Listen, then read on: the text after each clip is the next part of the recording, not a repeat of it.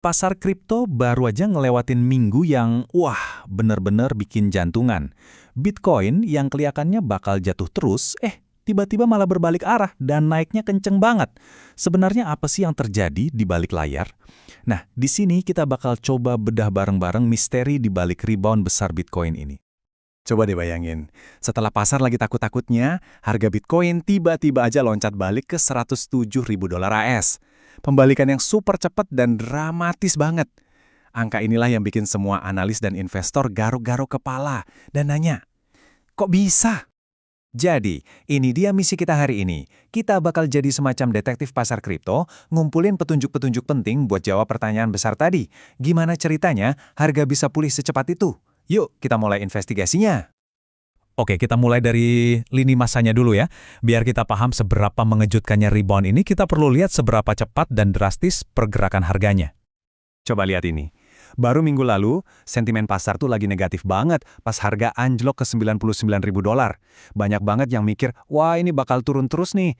Tapi entah di mana dalam hitungan hari aja, momentumnya berbalik 180 derajat.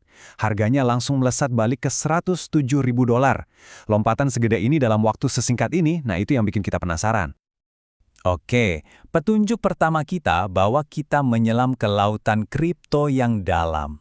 Nah, di sini nih, yang gerakin pasar itu bukan ikan-ikan kecil, tapi para pemain raksasa. Yup, kita lagi ngomongin para paus. Siapa sih paus ini? Kita nggak lagi ngomongin institusi miliarder raksasa ya, tapi lebih ke kelompok investor kelas kakap yang punya antara 1.000 sampai 10.000 Bitcoin. Jumlah segitu udah cukup banget buat bikin gelombang besar di pasar. Jadi, apapun yang mereka lakuin, itu sinyal yang penting banget. Dan mereka beneran bikin gelombang. Waktu investor kecil lagi panik jual, kelompok paus ini justru ngelihatnya sebagai peluang. Mereka nggak ikutan panik, malah sebaliknya, mereka belanja besar-besaran, nyerok sekitar 30.000 Bitcoin dari pasar yang lagi lesu. Biar kebayang ya, 30.000 Bitcoin itu nilainya sekitar 3 miliar dolar AS. Ini bukan sekedar beli pas murah biasa, ini tuh pernyataan keyakinan yang kuat banget. Saat semua orang lari keluar, mereka justru masuk dengan kekuatan penuh. Gila kan? Petunjuk kedua kita datang dari kelompok yang beda lagi nih. Mereka ini para veterannya pasar atau yang sering disebut OG holders. Coba kita intip, apa sih yang dilakuin para pemain paling berpengalaman ini waktu pasar lagi gonjang-ganjing? Nah, para pemegang OG ini adalah investor paling sabar di market. Mereka ini udah nyimpen Bitcoin mereka paling nggak selama 7 tahun. Udah ngelewatin berbagai musim dingin kripto dan juga euforia, jadi mereka nggak gampang panik. Makanya kalau mereka bergerak, seluruh pasar pasti merhatiin. Nah, ini dia petunjuk kuncinya. Data nunjukin ada pergerakan dari dompet-dompet lama ini. Awalnya ini bisa bikin panik, dikira mereka mau jual. Tapi ternyata bukan. Mereka cuma mindahin koin mereka, mungkin dari beberapa dompet lama ke satu dompet baru yang lebih aman.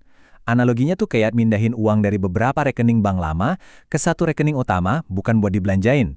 Ini tuh tanda percaya diri, bukan tanda panik. Oke, sekarang coba kita gabungin kedua petunjuk tadi. Di satu sisi, para paus borong besar-besaran. Di sisi lain, para veteran tetap santai dan gak menjual. Kombinasi ini menciptakan kondisi pasar yang menarik banget. Yuk kita lihat gambaran besarnya. Jadi bayangin ada sebuah toples berisi koin. Para paus terus ngambilin koin dari toples itu. Para veteran jagain supaya nggak ada koin baru yang dimasukin. Sementara itu, investor-investor kecil juga terus-terusan nyoba ngambil dari toples yang sama. Hasilnya apa? Ya pasokan Bitcoin yang tersedia buat dibeli jadi makin langka. Dan ini bukan asumsi loh, kita punya buktinya. Data on-chain, yang intinya adalah catatan publik semua transaksi di blockchain, nunjukin tren yang jelas banget. Jumlah Bitcoin yang disimpan di bursa, tempat orang biasanya jual beli, itu terus menurun. Ini bukti kuat kalau koin-koin ini lagi dipindahin ke penyimpanan jangka panjang, bukan buat dijual dalam waktu dekat. Setelah ngumpulin semua petunjuk, aksi para paus, ketenangan para veteran, dan pasokan yang menyusut di bursa, akhirnya kita bisa tarik kesimpulan dari investigasi kita ini. Jadi, apa artinya semua ini? Inti dari misteri ini adalah fenomena yang disebut supply squeeze atau tekanan pasokan. Gampangnya gini, makin banyak orang mau beli sesuatu, tapi barang yang tersedia makin sedikit. Hukum ekonomi dasar kan? Tentu aja harganya bakal naik. Nah, persis itulah yang terjadi sama Bitcoin. Tapi, ada makna yang lebih dalam di sini. Ini bukan sekedar dinamika pasar biasa. Aksi para paus dan para pemegang lama ini tuh kayak mosi percaya dari para pemain paling cerdas dan paling berpengalaman di pasar. Mereka lagi bertaruh besar untuk masa depan Bitcoin, bahkan saat pasar lagi goyah sekalipun.